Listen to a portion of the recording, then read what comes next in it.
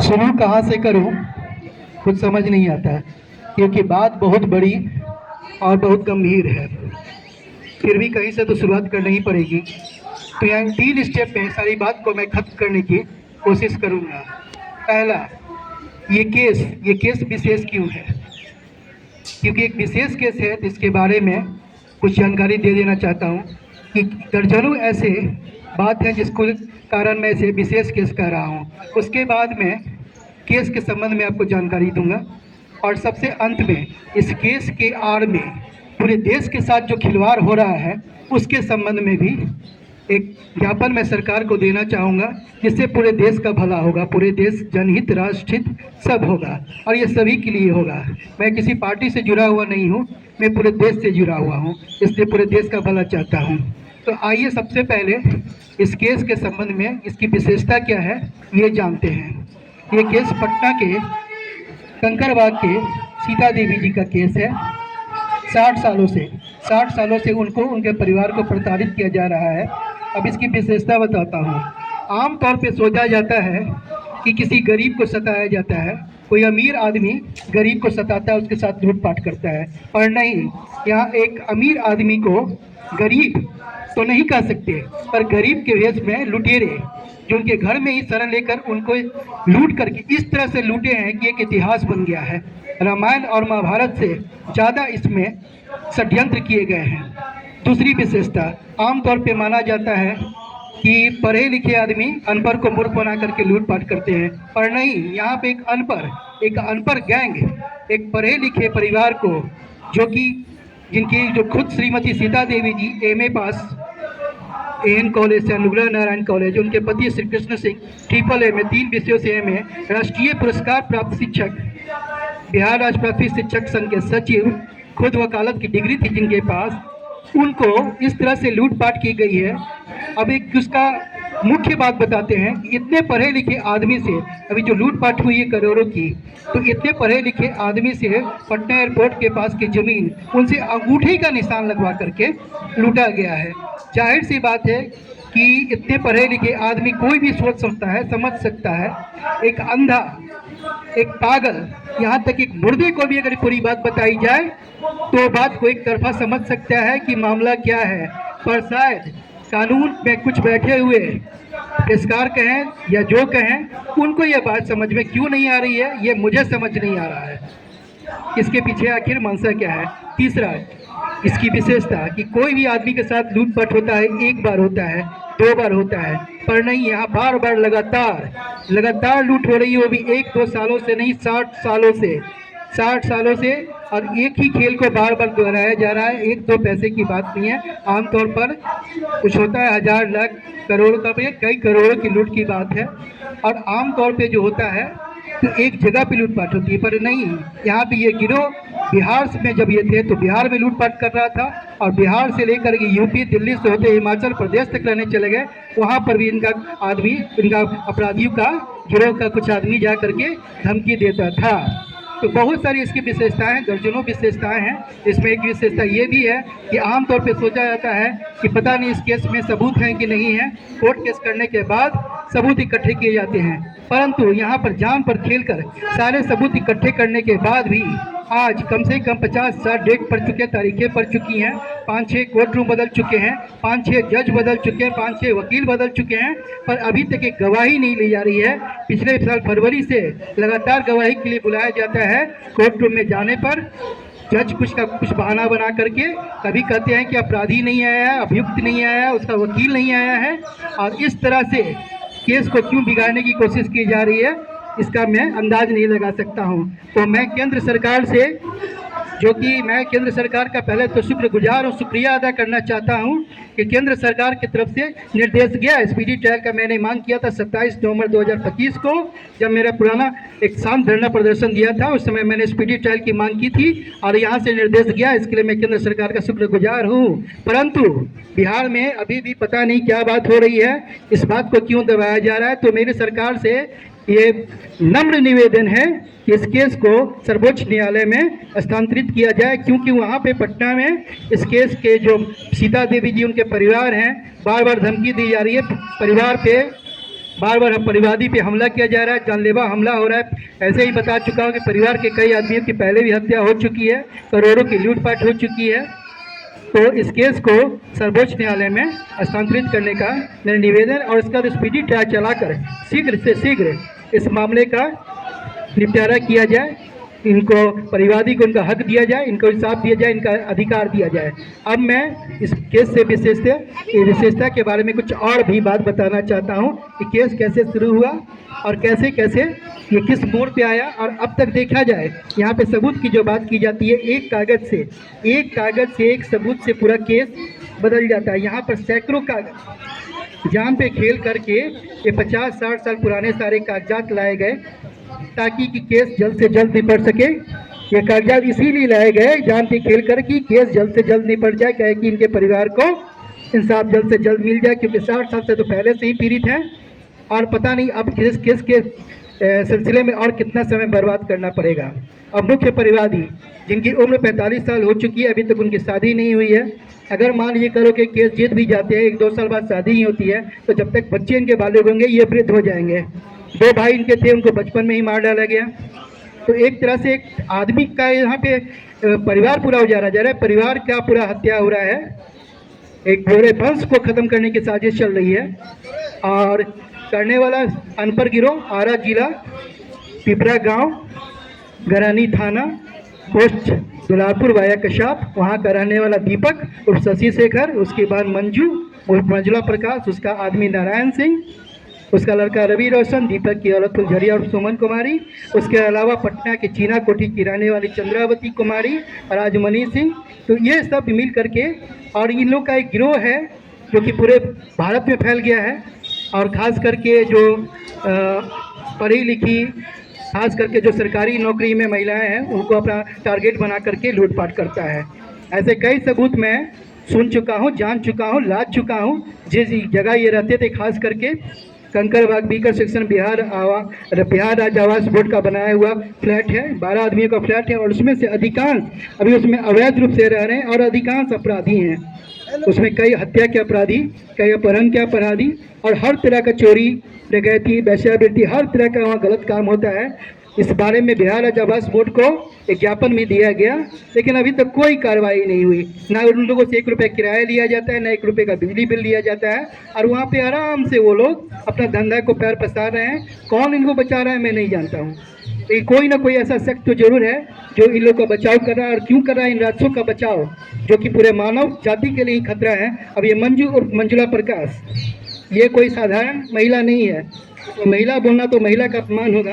अब देखा जाए, इसके गिरोह का ही एक तस्वीर है, उसी फ्लैट में रहने वाले 1/12 में हाथ में हथकड़ी लगाए हुए परीक्षा दे रहा है, हत्या और अपहरण का आरोपी।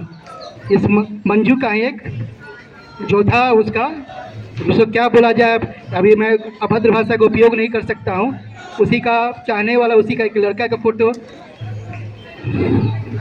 आइए अब देखते हैं मंजू की लड़की जो जहर खाकर मरी थी। ये खबर अखबार में छपी। यहाँ पे ममता कुमारी सुसाइड केस दिखाया जा रहा है पेपर में, और गांव वालों ने बताया, सबूत दिया है कि खुद मंजू इसको जहर देके मारी अपने अवैध संबंधों को छुपाने के लिए, क्योंकि इसकी 14 साल की लड़की इसी उम्र में गर्भवती हो गई थी, और इसी मंजू के बदचलनी के कारण ये सब हुआ। उसके अलावा ये देखिए, मंजू के आदमी जो एक बेरोजगार आदमी था, बाद में सीधे परिवादी के घर में रहकर ही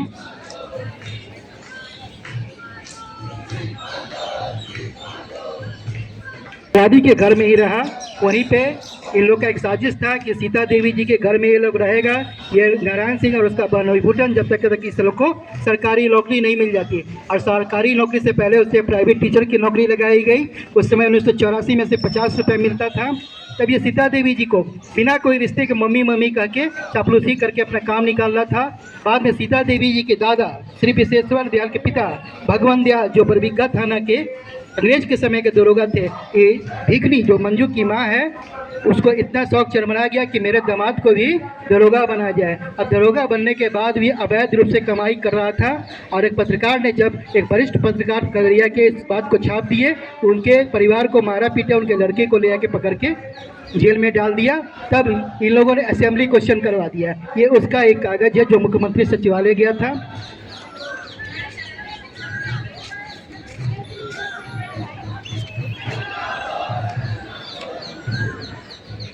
और देखते हैं उसी फ्लैट में रहने वाले 1/7 में रहने वाले वाहन लुटेरे गिरोह के 3 सदस्य गिरफ्तार। ये सब मंजू का गिरोह का ही आदमी था, कंकड़बाग के बीकर सेक्शन में रहने वाला, जो लगातार सीता देवी जी परिवादी उनके परिवार पे हमला करवाता रहा लूटपाट के नियत से, और अभी भी अवैध रूप से अपराधी वहीं रह रहा है, जबकि परिवादी को वहाँ से हट जाना पड़ा। अब तक कम से कम 18 साल में 30 मकान बदल चुके होंगे, बिहार से हिमाचल तक चले गए, लेकिन अभी तक वही हाल है। अब ये देखिए चंद्रावती कुमारी, ये खुद अपने आदमी और लड़का को गवाह बना करके करोड़ों का जमीन लूटपाट की।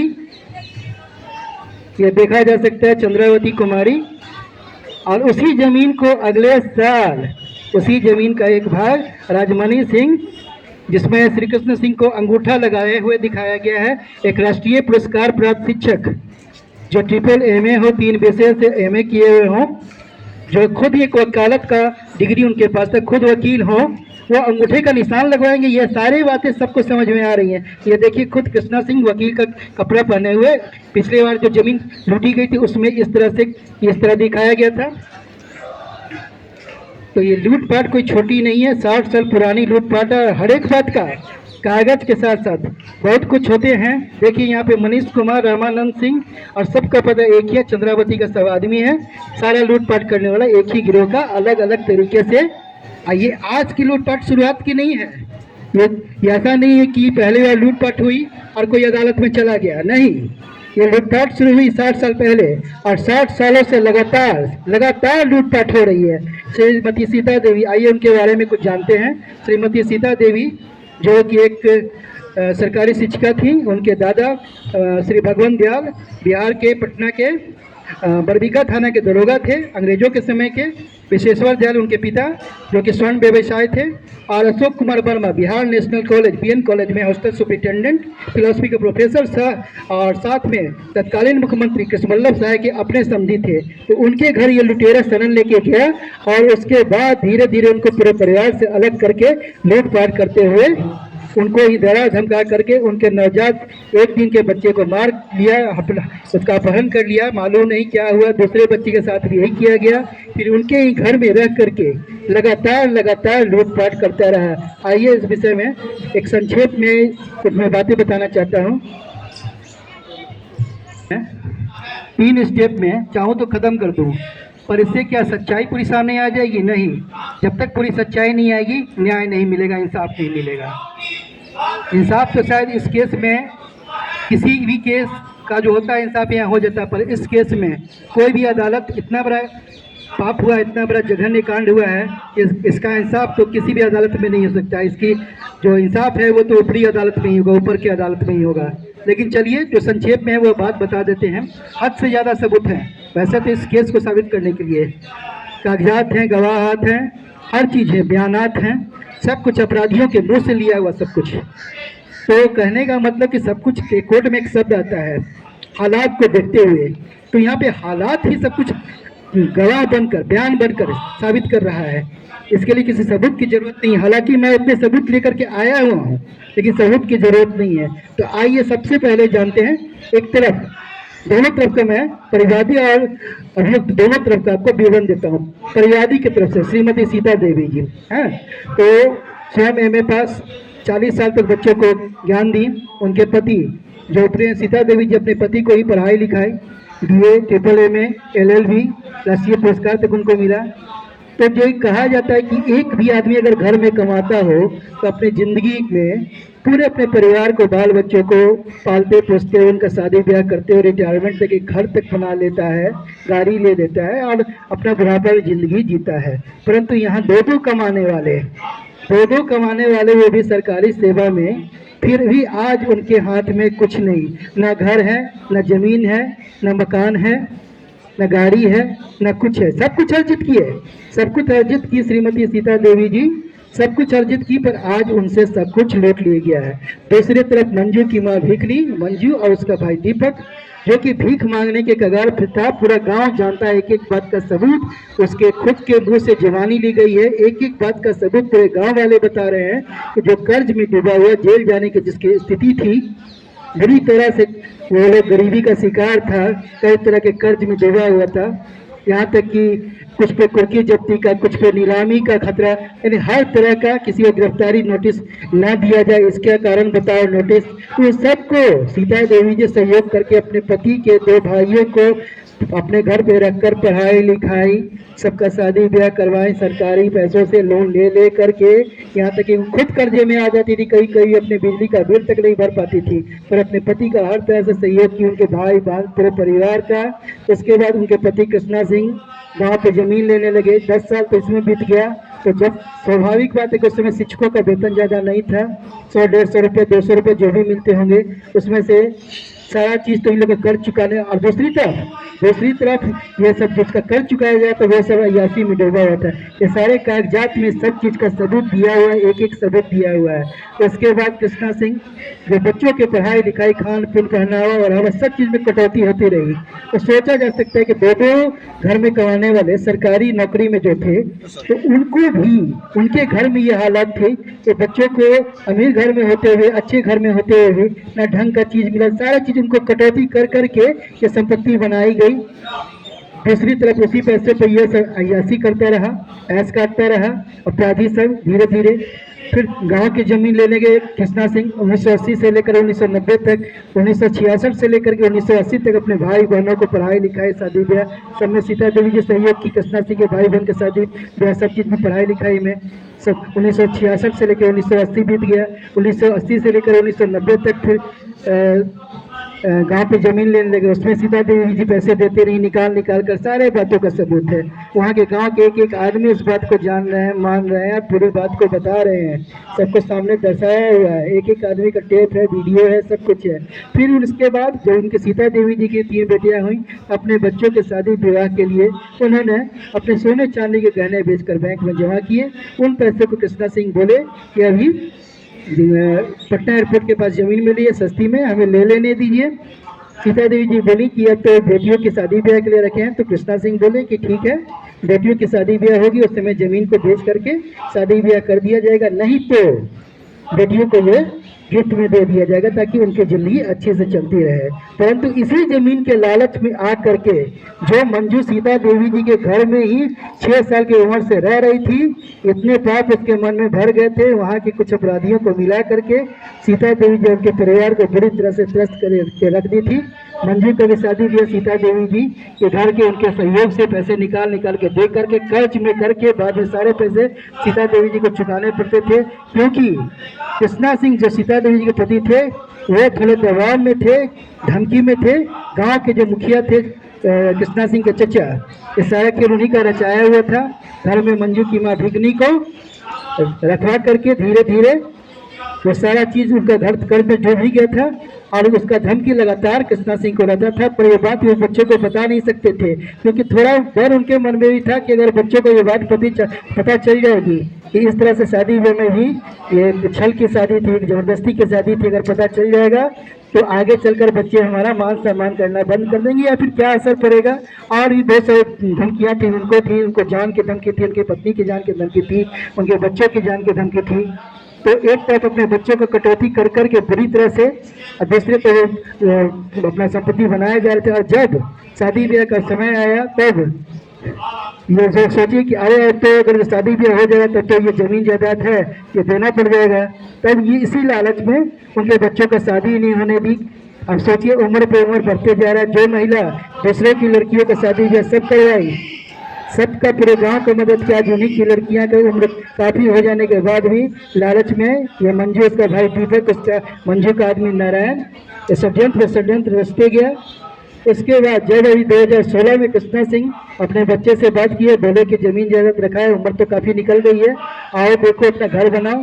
अब कोई भी सोच सकता है कि जो जो आदमी दो आदमी कमा रहा हो सरकारी नौकरी में, आज एक अपना घर तक नहीं बना सके, एक बच्चों की शादी में 1 रुपया तक खर्च नहीं कर सके, ये सोचने वाली बात है। इससे बड़ा सबूत और क्या हो सकता है, हालात और क्या हो सकते हैं। सीता देवी जी बताती हैं कि जब एक माँ एक बच्चे को जन्म देती है तो उस माँ का भी दूसरा जन्म होता है। यहाँ पर 6 बार बच्चों को जन्म दी, 6 बार स्त्री पर एक भी बच्चों का शादी, वो कहता है कि शादी में 1 रुपया भी खर्च कर पाना, तो 1 रुपया भी खर्च नहीं कर पाई। आखिर क्यों? इतना बड़ा कांड हुआ, इतना बड़ा गुनाह हुआ, इतना बड़ा पाप हुआ, और सारे बात का सबूत होते हुए भी आखिर क्यों इस बात को दबाया जा रहा है। बिहार में इस केस को हुए 7 साल हो चुके हैं, अभी तक एक गवाही तक नहीं ली गई है। मैंने कहा कि जैसा हालात ही सब कुछ बयान कर रहे हैं, इसके अलावा सबूत भी है, बयान भी है, गवाह भी है, बयानात सब कुछ है। जो है कि अंधे पागल को भी दिखा दिया जाए, एक मुर्दे को बताया जाए तो भी समझ जाए, तो कानून के कुछ आदमी को क्यों नहीं समझ में आ रहा है। कानून की पट्टी पे पहले, आंखों पे पहले पट्टी बंधी हुई थी, शायद वो पट्टी तो हट गई है पर अभी आंख बिचबिचाना बंद नहीं हुआ है। आंख साफ हो रहा है, जब साफ होगा तब शायद दिखाई देगा, लेकिन तब तक बहुत देर हो जाएगी, क्योंकि बात यहाँ पे सिर्फ सीता देवी की नहीं है। मैंने जैसे पहले ही बताया था कि इसके आड़ में देश के साथ एक बहुत बड़ा खिलवाड़ किया जा रहा है। तो आगे मैं उस खिलवाड़ के बारे में बताना चाहूँगा कि क्या हुआ था और क्या हो सकता है। और ये बात सिर्फ एक आदमी से जुड़ी हुई नहीं है, इस बात से पूरा देश जुड़ा हुआ है। और कैसे जुड़ा है ये बात मैं कुछ देर बाद आपको बताऊंगा। एक खास बात याद पड़ा, सोचा आपके साथ साझा कर लूँ। तो अभी पटना एयरपोर्ट के पास की एक जमीन जो कृष्णा सिंह को मारकर दीपक गलत तरीके से अंचलाधिकारी को गुमराह करके अपने नाम पे जमाबंदी काम करवा लिया गया था, जिसके विरोध में अंचला भूमि सुधार अभिसमर्ता के पास एक केस किया परिवादी, और उनके तरफ से एक पक्षीय निर्णय आया और जिलाधिकारी को इस बात का ज्ञापन दे करके आज जो परिवादी उसको जमीन को जमाबंदी कायम करवा लिए हैं, अपने नाम से रसीद कटवा रहे हैं। तब दीपक की औरत कुलझरिया सुमन कुमारी, ये सब मंजू का आदमी नारायण गलत तरीके से उस जमीन को बेचने चला गया। और वो भी उस समय जब बिहार में भूमि सर्वेक्षण हो रहा है, तब उस समय इस तरह की धांधली हो रही है। सरकार इस चीज़ के लिए सराहना की पात्र है कि चलिए भाई भूमि सर्वेक्षण हो रहा है, साथ जमीन की लूटपाट बंद हो जाएगी। यहाँ जमीन की बात नहीं है, यहाँ न्याय इंसाफ की बात है, परंतु किस तरीके से जमीन का और भूमि का लूटपाट हो रहा है, रंग बदल के, रूप बदल के, तरीका बदल के, कई तरह के षड्यंत्र करके, तो ये सीधा नहीं होकर के तिरछे होकर के, ना कान इधर से नहीं पकड़ के कान उधर से पकड़ा जा रहा है, नाक इधर से नहीं पकड़ के उधर से पकड़ा जा रहा है, पर लूटपाट तो अभी भी हो रही है। और सारे बातों का सबूत होने के बावजूद अब इन लोगों को क्यों ना गिरफ्तार किया जाए। एक अवैध आदमी किसी का जो जीता हुआ जमीन है, जो जमीन का ये 2 केस हार चुका है, उस केस का जमीन ये बेचने के लिए गया, एसएसपी कार्यालय में इस बात का ज्ञापन दिया गया, परंतु अभी तक इन अभियुक्तों की, इन अपराधियों की गिरफ्तारी नहीं हुई है। तो मेरी सरकार से मांग है कि शीघ्र ही इन अपराधियों को गिरफ्तार किया जाए और उचित कार्रवाई करते हुए कड़ी से कड़ी सजा दी जाए। अपराधी अभी भी कई राजनेताओं का नाम लेकर और कई अधिकारियों का नाम लेकर कई तरह का लूटपाट धांधली करके बहुत आदमी से पूरे देश में फैल चुका है और हर तरह के अपराध को अंजाम दे रहा है। आइए अब इस बात से हट करके कुछ नई बातें, जो कि पूरे अब कैसा कि सोचते कि ये मेरी अपनी बात है, परिवादी की अपनी बात है, वो कहने के लिए आए हैं, परंतु नहीं, इस बात से पूरा देश कैसे जुड़ा हुआ है ये बात भी जानते हैं। तो परिवादी और उनके पिता माता, उनके कुछ खास योजनाएं हैं जिससे पूरे देश का भला होगा।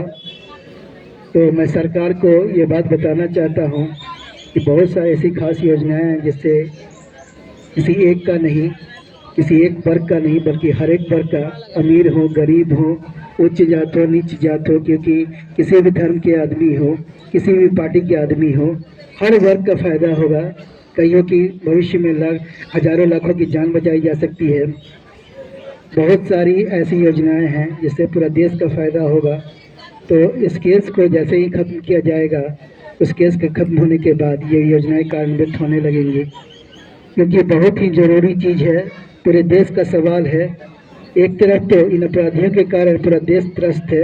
ये नहीं कि अब ये 8 रह चुका है या 60 रह चुका है, ये कई हज़ार में फैल चुका है और पूरे देश में फैल चुका है और पूरे देश को बर्बाद करने पे तुला हुआ है। इस मंजू का ही एक मेरा भाई गलत तरीके से गलत कागज बना करके नौकरी कर रहा है, नौकरी के नाम पर वहाँ भी लूटपाट कर रहा है। मंजू का ही 2 भाई रामेश्वर और बद्री हत्या का आरोपी है। जमीन लूटपाट में पहले भी इस तरह का कांड उसके घर में खेला जा चुका है। मंजू का तो खुद चरित्र जान ही रहे, चोरी चकारी से लेकर के अवैध सामान से लेकर के अपनी ही लड़की का हत्यारन मंजू, जो कि पूरा गांव बता रहा है इस बात को। तो इन लोग का अपराध इतना अधिक है, इतना अधिक, इतना ज़्यादा है कि पूरा देश ही सबसे त्रस्त है। भले ही खुल करके नहीं हो, जानकारी पूरी नहीं मिल पा रही हो, परंतु पूरा देश इस सबके चपेट में आ चुका है। चाहे वो बिहार हो, चाहे यूपी हो, चाहे दिल्ली हो, चाहे हिमाचल प्रदेश हो, चाहे मुंबई हो, कहीं भी हो। अब आइए कुछ और जरूरी बातें जानते हैं। आप किस बात को लाभ मानते हैं और नुकसान मानते हैं? मान लीजिए आपके पास 5,000 रुपये हैं, वो खो गए, तो आप क्या कहेंगे? आज हानि हो गया, बहुत बड़ा लॉस हो गया। लेकिन अगर कहीं से आपके पास 5 लाख रुपए आने वाले हों और किसी कारण, किसी धांधली की वजह से आपके पास वो ना आ पाए, तो आप उसे क्या नाम देंगे? आप कहेंगे कि ये घाटा लग गया, लॉस हो गया, या लाभ हुआ? क्या कहेंगे? तो ऐसी बहुत सारी चीज़ें हैं जो इस केस की आड़ में दबाई जा रही हैं, जिससे पूरे देश का भला होता, हर एक आदमी का भला होता और हर तरीके का भला होता, पूरे देश की उन्नति होती। मैं खुद पुलिस वाले के परिवार से हूँ, इसलिए पुलिस वाले का खास लिहाज करता हूँ, खास इज्जत करता हूँ, उनके लिए खास जगह है और उनके लिए भी बहुत कुछ करना चाहता हूँ। मैंने पहले पुलिस वालों पे एक वीडियो बनाई थी कि किस तरह की उनको परेशानियाँ होती हैं, उनको क्या असंभव सहायता दी जाए, जिससे कि पुलिस जो हमारे देश के जैसे फौज के जवान होते हैं, हमारे देश के जो सुरक्षाकर्मी, उसी तरह पुलिस वाले हैं। बहुत जगह मैं जाता हूँ, बहुत पुलिस वाले मिलते हैं, बहुत तरह का अपनी बात बताते हैं, अपनी तकलीफ़ें बताते हैं कि हम लोग इस तकलीफ से गुजर रहे हैं, हम लोग को ये सुविधा नहीं है, ये नहीं है, वो नहीं है। तो मैं खास करके पुलिस वालों के लिए भी सरकार से बहुत कुछ एक वीडियो में बना करके डाला हूँ कि उनकी सहायता की जाए, पुलिस बल बढ़ाया जाए, उनको छुट्टियाँ बढ़ाई जाए, उनके बच्चों के लिए, उनके रहने के लिए, उनके पढ़ाई लिखाई के लिए, सब चीज़ के लिए खास इंतजाम होना चाहिए, क्योंकि देश की सुरक्षा ही सबसे पहले आती है और देश की सुरक्षा पुलिस बल के हाथ में है। चलिए दूसरी बात बोलते हैं। हर बात में सिक्के के 2 पहलू होते हैं। जहाँ हम रुक जाते हैं तो लोग कहते हैं कि चलो संतुष्ट है, इसके मन में लालच नहीं है, पर वहीं पर हम अपनी तरक्की रोक लेते हैं। और दूसरी तरफ अगर हम जहाँ तरक्की करते हैं तो हो सकता है कुछ आदमी कहें कि इस आदमी में तो लालच इतना हो करके भी आगे के लिए सोचता है, लेकिन नहीं, अगर सिक्के के दूसरी तरफ से देखा जाए तो आगे के लिए बढ़ोतरी हर चीज़ का बढ़ना ही नाम है। ज़िंदगी है तो ज़िंदगी है, बढ़ना है, हर कदम पे बढ़ना है। तो अपने देश की उन्नति के लिए बहुत कुछ ऐसा करके रखा हुआ हूँ। 75% 78% योजनाएं बन के तैयार हैं और सरकार सहयोग करे तो पूरे देश में योजनाएं लाभान्वित होंगी, पूरा देश लाभान्वित होगा, योजनाएं लागू होगी और कल होकर के देश के हजारों लाखों आदमियों की जान बचाई जा सकेगी। किसानों को बहुत फायदा होगा, हर वर्ग को, व्यापारी हो या गरीब हो, हर वर्ग को फायदा होगा इस चीज़ से। हर आदमी के लिए किया जा रहा है, एक आदमी के लिए नहीं किया जा रहा है। बाढ़ या सूखा जैसी स्थिति होती है तो हमारे देश के किसान या पूरा देश ही परेशान होता है इस चीज़ में। तो इस चीज़ के लिए भी बहुत ही खास योजनाएं हैं। गंगा जल सफाई अभियान हुआ, बहुत कुछ हुआ पर पूरा नहीं हुआ है। उसके अलावा हर नदियों का संरक्षण, कई चीज़ है ऐसे जो कि कल हम विदेश पर निर्भर रहते थे और विदेश से नमूना लेकर के आते थे, किस तरह से वहाँ का चीज़ नकल करके बनाते थे। तो कल होकर के हमारे देश को देख करके दूसरे देशवासी सीखेंगे। बहुत कुछ ऐसा है जो कि अभी खुल के नहीं बता सकता हूँ, क्योंकि वो चीज़ सारी मेरे पास नहीं है। केस के ख़त्म होते ही सारा चीज़ धीरे धीरे मेरे पास आ जाएगा। और मैं पूरे सरकार को, फिर मैंने कहा जैसे कि मैं किसी एक पार्टी का नहीं हूँ, मैं पूरे देश का हूँ, तो उससे जो भी पार्टी है सबको लाभ होगा। सरकार जो अस्थायी हो जाएगी अगले 30-40 सालों तक, वोट मांगने का किसी को जरूरत नहीं पड़ेगा, जनता खुद वोट देगी, क्योंकि जनता की भलाई की बात है, पूरे देश के जनता की भलाई की बात है, 1-2 आदमियों की भलाई की बात नहीं है।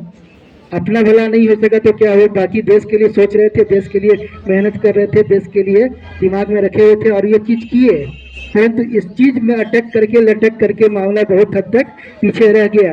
अभी हम 20 साल पीछे हैं अपनी चीज़ों से, वरना कब की योजनाएं जब लागू हो गई होती तो अब तक जो लाखों जाने गई हैं वो लाखों जान बच चुकी होती। लेकिन ये सारे जान का किस पे प्रभाव पड़ रहा है, ये किसका दोषी कौन होगा, ये अभियुक्त होगा या ये अभियुक्तों का अपराधियों को बचाने वाला होगा, ये तो जनता ही तय करेगी बाद में। तो मैं इसी के साथ बात खत्म करता हूँ कि सरकार तक मेरी बात पहुँचे, मेरी योजनाओं पे गौर किया जाए, मेरे केस पे गौर करके इस केस को जल्दी से जल्द खत्म किया जाए, स्पीडी ट्रायल चलाते हुए इस केस का सर्वोच्च न्यायालय में स्थानांतरण किया जाए, ट्रांसफर किया जाए, ताकि जल्द से जल्द न्याय मिल सके। क्योंकि मैं पटना तो जा नहीं सकता हूँ, वहाँ पे जान पे खतरा होने के कारण कई बार हमला हो चुका है, पहले ही बता चुका, पूरे परिवार को एक तरह से खत्म किया जा चुका है। तो इस चीज़ का जल्द से जल्द निपटारा किया जाए ताकि पूरा देश मेरे आगे की चीज़ से मेरे साथ लाभ लें, सरकार लाभ ले, जनता लाभ ले, हर एक आदमी लाभ ले। ज़्यादा खुल करके एक कहावत आती है, बंद मुट्ठी लाख की खुल गई तो खाक की। और चाणक्य भी कहते हैं कि जब तक काम नहीं हो जाए पूरी बात नहीं बतानी चाहिए। लेकिन यहाँ मैं रामचंद्र की तरह, जब रामचंद्र युद्ध में गए थे तो रावण की तरफ से उनके 2 दूत सुख सारंग भेष बदल के आए थे पक्षियों का, कि राम की रणनीति, राम के युद्ध सैन्य शक्ति को जाने। तो रामचंद्र ने कहा कि जाओ, मैं मना नहीं करूंगा, खुद अपने वानर सेना के मुख्य को बोले कि जाओ इसे दिखा दो जो भी ये देखना चाहता है, कोई बात लुकी छिपी नहीं रहेगी। तो मैं खुल करके बता रहा हूँ, लेकिन इससे ज़्यादा खुलकर मैं नहीं बता सकता हूँ, क्योंकि इससे ज़्यादा बताने पे हो सकता है कि बात कहीं पे गड़बड़ भी हो सकती है। इसलिए इस बात को सरकार धीरे धीरे कदम बढ़ाए, मैं भी कदम बढ़ा रहा हूँ, पूरे देश की जनता की भलाई की बात है। और इसी के साथ यहाँ पे बात मैं अभी रोक रहा हूँ।